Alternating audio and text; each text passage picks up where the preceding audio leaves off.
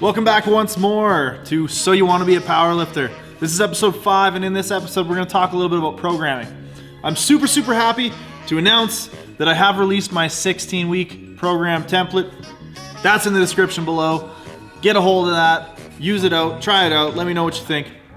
Let's say for some crazy reason you're a crazy person and you don't want to use my program. We're going to talk a little bit about how you can program for yourself should you choose to do so. Some of the things to take into consideration are going to be going from a higher volume to a lower volume, number of lifts, tonnage, however you want to calculate that, leading into the meet. The other big factor is going to be your intensity. You want to start off with lower intensity, further away from the meet, and taper or ramp into higher intensity as you get closer to the meet. Now, another factor that's very important to take into consideration is going to be your specificity. So specificity means how close to the competition movement is the movement that you're doing. So if you're doing front squats, that's maybe here on the specificity scale or spectrum, but if you're doing a competition squat for a single, that's way over here on the most specific side of that spectrum or scale. So as you get closer to a meet, you want to be moving your way down that scale and down that spectrum towards more like what you're going to be doing in the meet. Now, what you're going to be doing in the meet is 1 rep of squat, 1 rep of bench, 1 rep of deadlift. So you want to bring those rep ranges down throughout the programming as well. Now, if you're brilliant and you love yourself and you want to get jacked and super strong, you're going to be using my program. So a couple of things to take into consideration with my program is you will need to start with some kind of approximation at least of a 1 rep max for each lift. So what I want you to do is if you don't have one of those, go into the gym and find some kind of max. This can be an 8 rep max, a 5 rep max, 2 rep max, whatever. If you do get up to a 1 rep max, that's going to be the most effective in terms of dictating your training. And what you're going to want to do is take 95% of that max to give yourself what we call a training max. We don't often want to use 100% of the best lift we've ever done because that's not necessarily where you're going to be at every day of programming. You'll notice in my program we use both percentages and RPE. Now I find for different parts of the program and for different contexts, different intensity prescriptions, whether it's percentage or RPE, are going to be very valuable. For example, it's really hard for me to tell you what percent you should be doing 2 count pause squats at, or 303 tempo squats at, or some sort of strange variation. I can't really give you a percentage of your competition lift to perform on that movement because it's not necessarily going to translate. You might be really good or really poor at that movement, so that might not work out.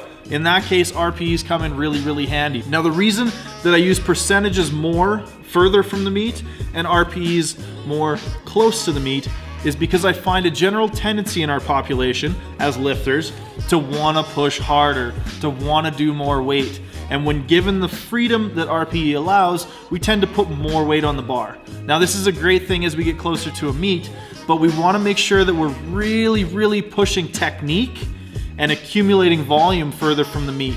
So we want to be practicing perfect reps. We don't want to be getting to the point where we're grinding and only making, 80% technically flawless lifts.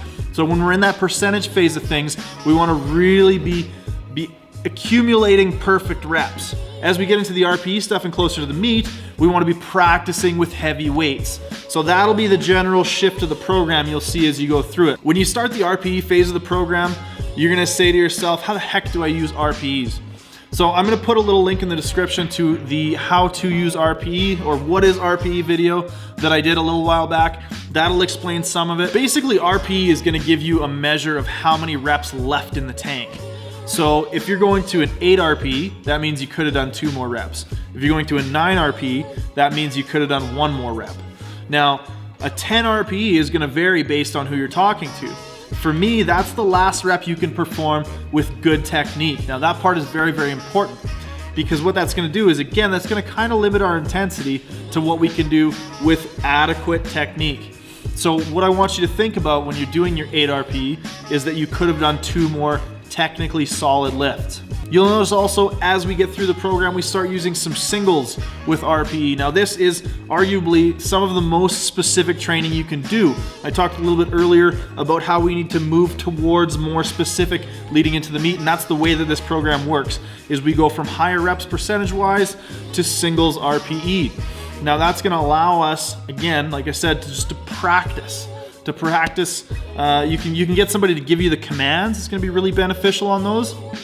And it's also gonna just get you in tune with doing heavy singles, which is great because that's what you're gonna be doing when you compete. So that's a quick sort of how-to and overall summary of the program and some considerations that you can use if you're doing your own programming. Next episode, we're gonna be talking about peaking and tapering. Why do you do it? What the heck is it?